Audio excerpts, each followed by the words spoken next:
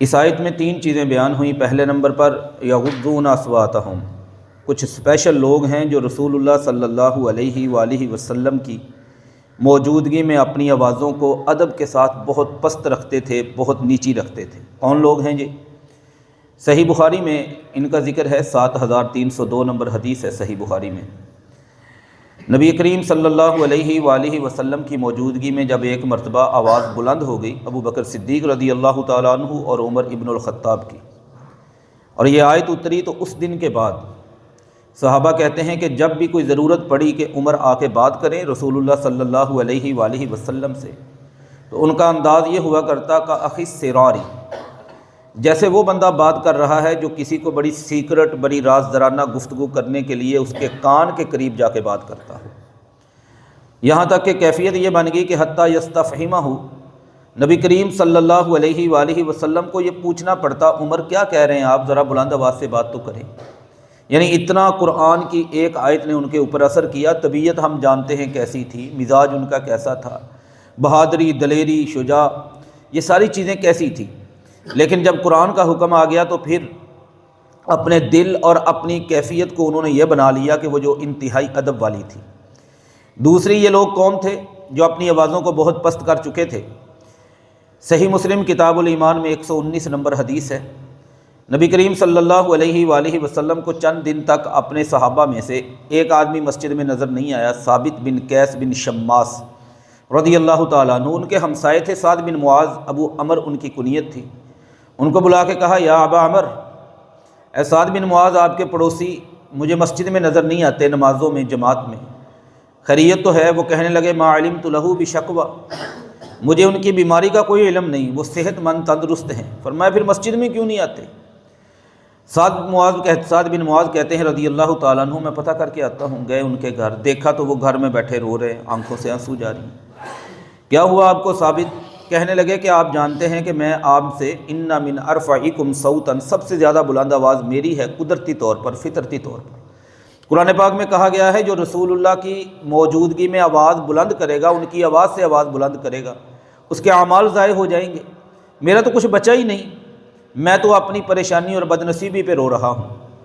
سعد بن معاذ نے آ کے خبر دی رضی اللہ تعالیٰ عنہ، فرمایا اس کو لے کے آؤ۔ لے کے آئے، فرمایا یہ آپ کی بات نہیں ہو رہی، یہ تو آپ کا قدرتی مسئلہ ہے کہ آپ کی آواز بلند ہے، اور میں یہ گواہی دیتا ہوں کہ آپ جنتی ہوں گے۔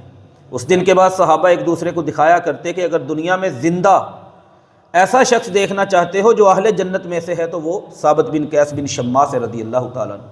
اور آنے والے وقت نے سچ کر دکھایا کہ نبی صلی اللہ علیہ وآلہ وسلم کی یہ بات بھی سچ ہے، اور ثابت بن قیس بن شماس رضی اللہ تعالیٰ عنہ کا یہ دعویٰ بھی سچ ہے۔ مسلمہ کذاب کے ساتھ جب لڑنے کی تیاری ہو رہی تھی، لوگوں نے دیکھا، انس کہتے ہیں رضی اللہ تعالیٰ عنہ، میں نے دیکھا وہ جو میت کو خوشبو لگائی جاتی ہے وہ اپنے جسم کو لگا رہے تھے۔ میں نے کہا خیریت تو ہے؟ کہنے لگے آج اس نبی کے گستاخ کو میں نے چھوڑنا نہیں، واقعہ ہی اپنی گردن کٹوا دی۔ تو یہ وہ لوگ تھے، ان الذین یغضون اصواتہم عند رسول اللہ۔ پھر اللہ تعالیٰ نے ان کو اعزاز کیا دیا، اولئک الذین امتحن اللہ قلوبہم للتقوی، اللہ تعالیٰ نے ان کے دلوں کو تقوی اور پرہیزگاری کے لیے خالص کر لیا۔ اس میں میرے لیے پیغام کیا ہے؟ تقوی اور پرہیزگاری کے لیے خالص کرنا کیا ہے؟ دو چیزیں سمجھنے والی ہیں۔ تقوی اور پرہیزگاری کے لیے خالص کرنا، عبداللہ بن مسعود فرماتے ہیں رضی اللہ تعالیٰ عنہ، طبرانی اور مسند احمد ابن حنبل میں 3600 نمبر پر یہ حدیث ہے، اور طبرانی اوسط میں بھی آتی ہے 3602 نمبر پر۔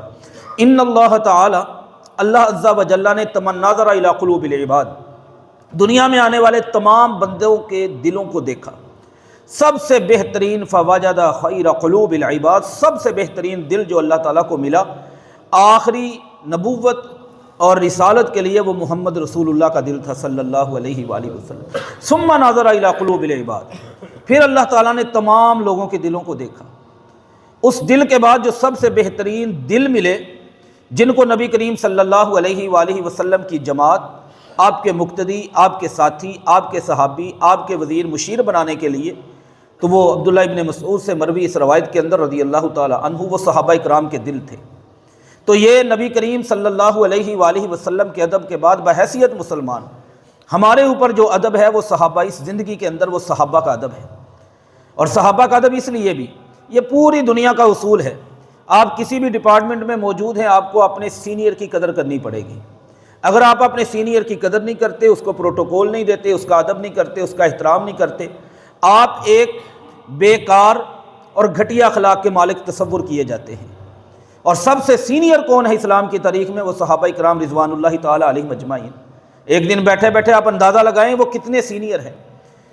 مسند احمد ابن حنبل میں حدیث مبارکہ ہے، ایک دن نبی کریم صلی اللہ علیہ وآلہ وسلم کے دو صحابی بیٹھے ہیں، ایک عبد الرحمن بن عوف ہے رضی اللہ تعالیٰ عنہ، جو شروع میں اسلام لے آئے تھے، ابتدا میں اسلام انہوں نے قبول کر لیا تھا، اور دوسرے خالد بن ولید ہے رضی اللہ تعالیٰ عنہ، وہ بیٹھے ہیں۔ دونوں کے درمیان کسی بات چیت پہ بحث ہو گئی۔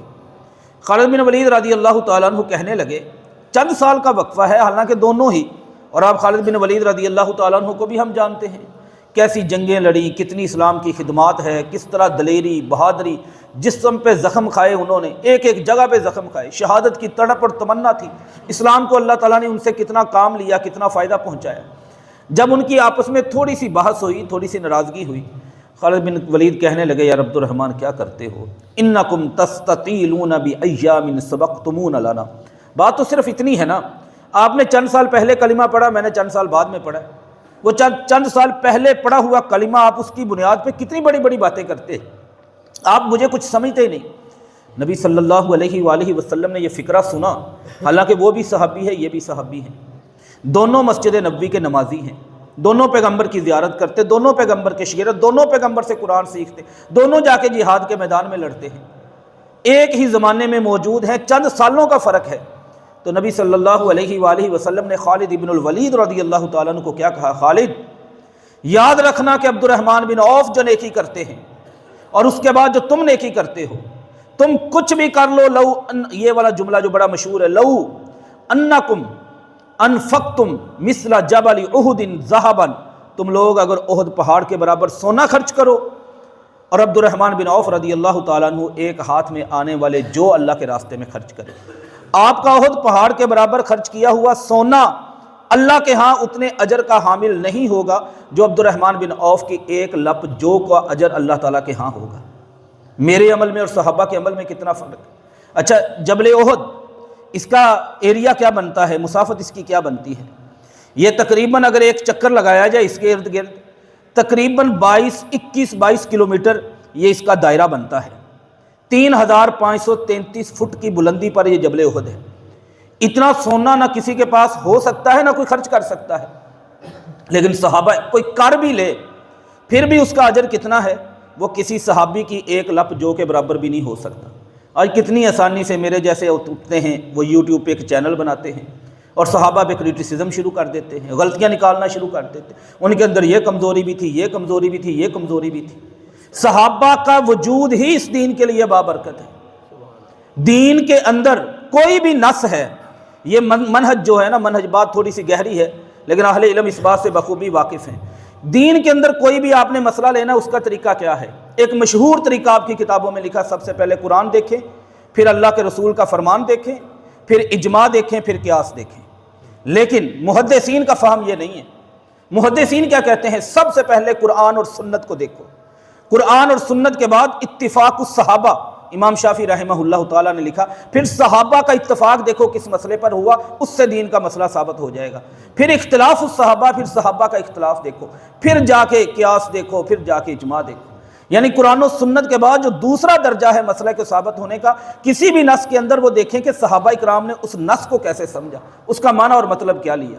آخری بات، یہ صحابہ کا وجود، صحابہ کی زندگیاں میرے زندگی میں اس لیے یہ ادب کے طور پر ضروری ہیں کیونکہ ان کے ساتھ دین کو برکت ملی ہے۔